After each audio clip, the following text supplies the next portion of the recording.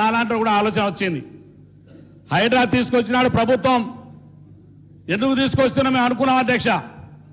కానీ ఇవాళ అధ్యక్ష మేము కూడా కామన్ పీపుల్ తోటి హైదరాబాద్లో చాలా సందర్భాల్లో చాలా దగ్గర వింటా ఉన్నాం అధ్యక్ష. హైడ్రాను తీసుకురావడం ద్వారా అధ్యక్ష ఈ యొక్క హైదరాబాద్లో అనేక చారిత్రాత్మకమైనటువంటి చెరువులతో పాటుగా ప్రభుత్వ ఆస్తులను ఆక్రమించినటువంటి వాళ్ళ ఆస్తులను 60,000 కోట్ల ఆస్తులను ఇవాళ సుమారుగా 1000 ఎకరాల ప్రభుత్వ భూములని ఇవాళ మళ్ళీ తిరిగి ప్రభుత్వాన్ని అందించి హైడ్రా అంటే ఇవాళ నిజంగానే ఆ చెరువులవన్నీ చూసిన తర్వాత మళ్ళీ కూడా హైదరాబాద్ లాగా కనబడే 40-50 సంవత్సరాల హైదరాబాద్ మళ్ళీ తిరిగి కనబడే విధంగా ఇవాళ ప్రజలు ఆలోచిస్తా ఉన్నారని చెప్పి ఈ సందర్భంగా మనం చేస్తా ఉన్నాను అధ్యక్ష.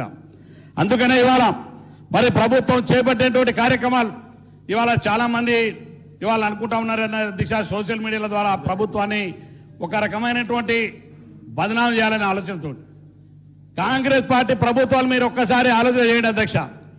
కాంగ్రెస్ పార్టీ ప్రభుత్వాలు ఎప్పుడు కూడా పేదలకు అన్యాయం చేసిన సందర్భాలు లేవు అధ్యక్ష ఇన్ని సంవత్సరాల్లో.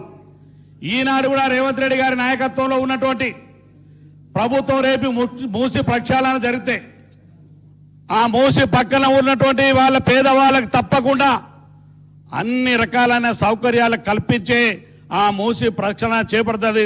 కానీ పేదవాళ్లకు రెచ్చగొట్టే కొన్ని పార్టీలు చేసే ప్రయత్నం మంచి విధానం కాదని చెప్పి మరొకసారి తమ ద్వారా